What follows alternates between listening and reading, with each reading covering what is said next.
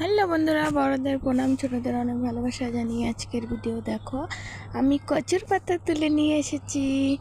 এই যে দেখো আম কাঁচা, এটা টক আম। এই যে আমাদের কাছে মরিচ ছিঁড়ে নিয়ে এসেছি। ওইদিকে দেখো রসুন নিয়েছি। তো চলো আজকে তোমাদের কচুর পাতা রান্না দেখাবো। তো এই যে রসুনগুলো ছুলে নেব।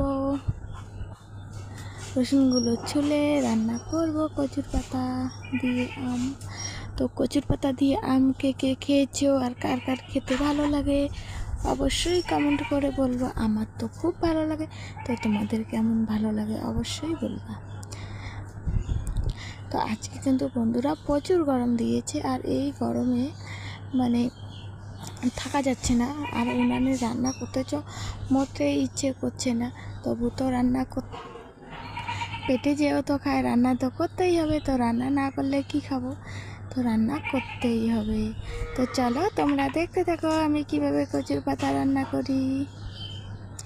আম দিয়ে কচুর পাতায় কিন্তু বন্ধুরা লতা, মানে কচুর পাতায় লেবু চিপে খেলেও খুব ভালো লাগে। আর আমাদের গ্রামের বাড়িতে একটাই কি সুবিধা বলো তো, মানে সব কিছু দেখো আমার রেডি হয়ে গেল। রসুন চলে গেছে, মরিচ দিয়ে নিয়েছি, এদিকে আমটা ছুলে নেব।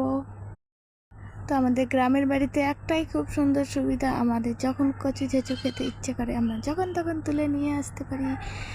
তো শহরের মানুষ তো মনে করো কচুর পাতাটাও কিনে খায়, আমাদের গ্রামে কিন্তু কিনতে হয় না, আমরা সব কিছু এমনিতেই তুলে তাজা তাজা খেতে পারি।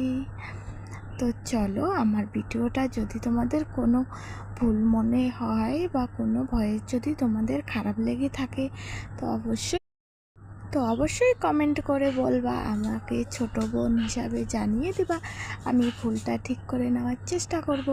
তো দেখো এদিকে আমার আম ছোলা হয়ে গেছে, আমি আমটাকে ভালো করে কেটে মানে ছোট ছোট টুকরো করে নেব, কারণ বড় টুকরো দিলে তো আমটা সেদ্ধ হবে না। তো তার জন্য ছোট ছোট টুকরো করে নেব। তো ছোট ছোট টুকরো করে দিলে কিছুটা গালিয়ে দেব, আর কিছুটা আমান রেখে দেব। তো একটু দাঁতে দাঁতে বাজবে, খেতে খুব ভালো লাগবে। তো আমরা সবাই তো মাছ মাংস প্রায়ই খাই, তো মাঝের মধ্যে যদি একটু কচু ঝেঁচো খাওয়া যায় তো এতে ভিটামিনও হবে আর মনটাও খুব ভালো হবে। তো মাছ মাংস খেতে খেতে কিন্তু কোনো সময় খেতে ইচ্ছে করে না, তো তখন তোমরা এইভাবে কচুর পাতা আম দিয়ে ট্রাই করতে পারো। তো চলো তো চলো তোমরা দেখতে থাকো।